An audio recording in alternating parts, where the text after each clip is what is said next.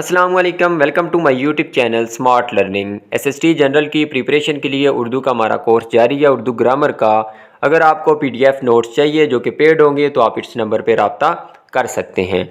तो इससे पहले हमने ज़ोमानी अल्फाज के बारे में देखा था। इस वीडियो में आप देखेंगे जी सबसे पहले मुतशाबी अल्फाज, फिर मुतलाज़म अल्फाज के बारे में पढ़ेंगे। तो पहले देख लेते हैं जी मुतशाबी अल्फाज क्या होते हैं।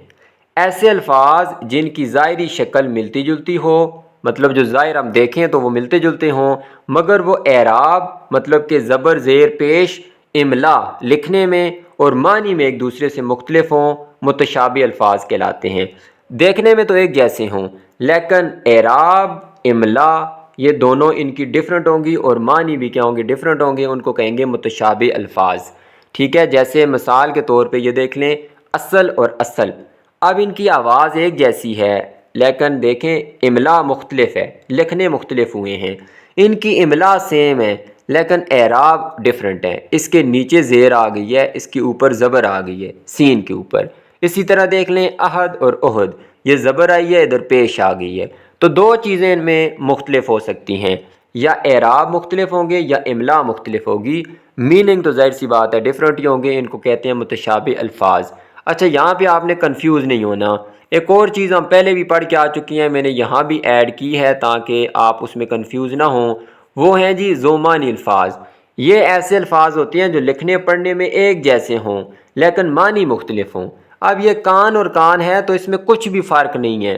इनकी इमला भी सेम होगी और इनकी एराब भी सेम होंगे, सिर्फ इनके मीनिंग डिफरेंट होंगे। एक कान जो हमारा कान आर्गन है, ईयर, और दूसरी कान माइन को कहते हैं, जैसे सोने की कान, नमक की कान।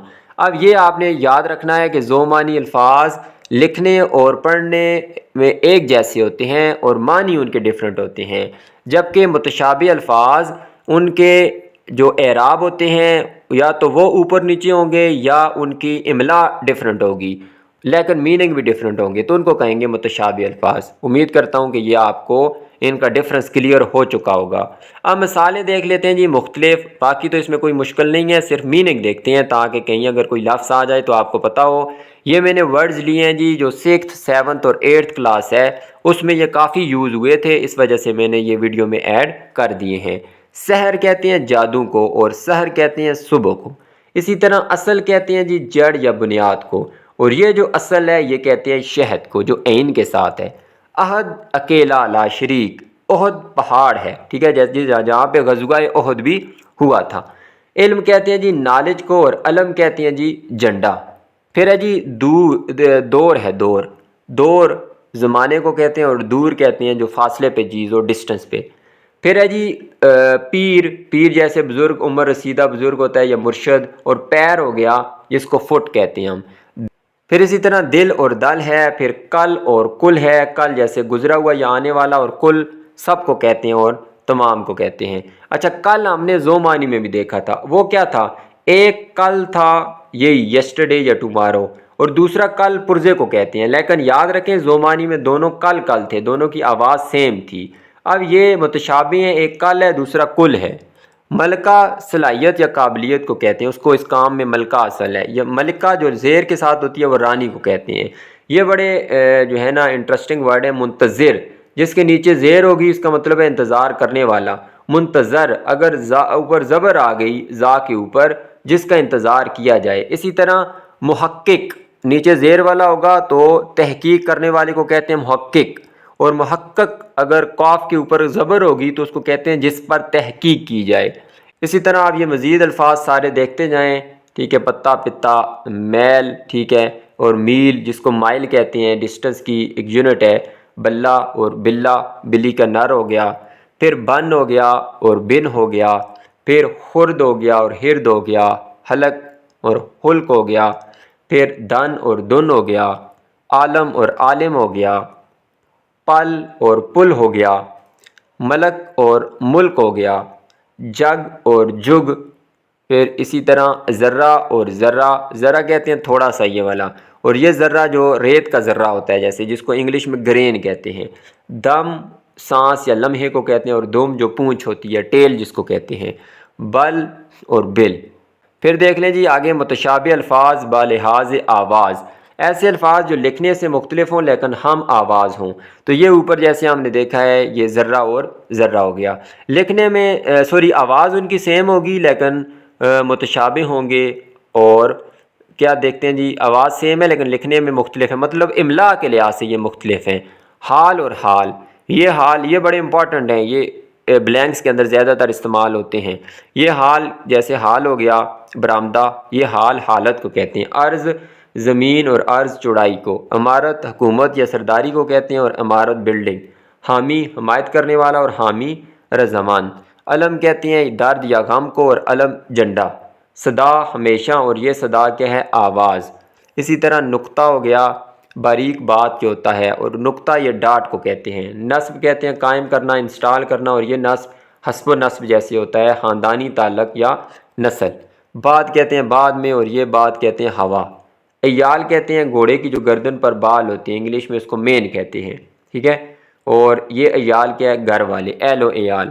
پھر مقرر کہتے ہیں دوبارہ یا بار بار، اور یہ مقرر کیا ہے طے شدہ، مقرر کیا گیا. بعض پرندہ ہے اور بعض کچھ. نالا کہتے ہیں برساتی نالا، اور یہ نالا کیا ہے گریا یا فریاد، فریاد کو کہتے ہیں نالا. آم مینگو، اور یہ آم کیا ہے معمولی. اسی طرح یہ دانا اور دانا، حل ٹھیک ہے اور حل، یہ سلوشن حل ہو گیا، اور یہ حل جو حل کھیتوں میں چلائی جاتی ہے. تو یہ متشابہ الفاظ تھے. اب دیکھتے ہیں جی متلازم الفاظ جن کو گروہی الفاظ بھی کہتے ہیں. سمپل ان کی ڈیفینیشن دیکھ لیتے ہیں. ایسے الفاظ جن کو زبان پر لاتے ہی ان سے متعلق اور بہت سے الفاظ ذہن میں آ جائیں متلازم الفاظ کہلاتے ہیں. مطلب ایک ورڈ آپ کے سامنے لیا جائے تو اس سے ملتے جلتی جو چیزیں ہیں وہ بھی آپ کے ذہن میں آ جائیں. جیسے جب گھر آپ کے ذہن میں آتا ہے تو گھر سے آپ کے ذہن میں خاندان آ جاتا ہے، کمرے آ جاتے ہیں، باورچی خانہ، صحن، غسل خانہ، کیونکہ یہ ساری چیزیں گھر میں موجود ہوتی ہیں. سردی جب بھی ورڈ آتا ہے تو سردی کے ساتھ جیسے مونگ پھلی ذہن میں آ جاتی ہے، سویٹر ذہن میں آ جاتا ہے، جرابیں، کوٹ، جرسی، ٹھیک ہے، بارشیں ذہن میں آ جاتی ہیں. پھر سفر جب لفظ لیا جائے تو اس سے روانگی، مسافت، ذرائع آمد و رفت، گاڑی وغیرہ یہ ذہن میں آ جاتے ہیں. گندگی سے آلودگی، کچرا، میل، خاک، غلاظت یہ ذہن میں آتی ہے. باغ کا نام لیا جائے تو پھل، درخت، پھول، مالی. اسکول کا نام لیا جائے تو اساتذہ، کمرہ جماعت، تفریح، گراؤنڈ، ٹھیک ہے، علم، تعلیم، یہ سارے لفظ ذہن میں آتے ہیں. پھر کھیل کا نام لیا جائے تو میدان، ورزش اور تفریح جو ہوتی ہے یہ سارے الفاظ آتے ہیں. تو یہ متلازم الفاظ ہیں جو کسی ایک لفظ کو زبان پہ جب لائیں تو اس سے متعلقہ اور بھی الفاظ آپ کے ذہن میں آ جائیں، ان کو کہتے ہیں متلازم الفاظ. پھر ایک اور ٹاپک بھی میں نے یہاں پہ ایڈ کیا، پری فکس جس کو اردو میں سابقہ کہتے ہیں، اور سفکس جس کو اردو میں لائقہ کہتے ہیں.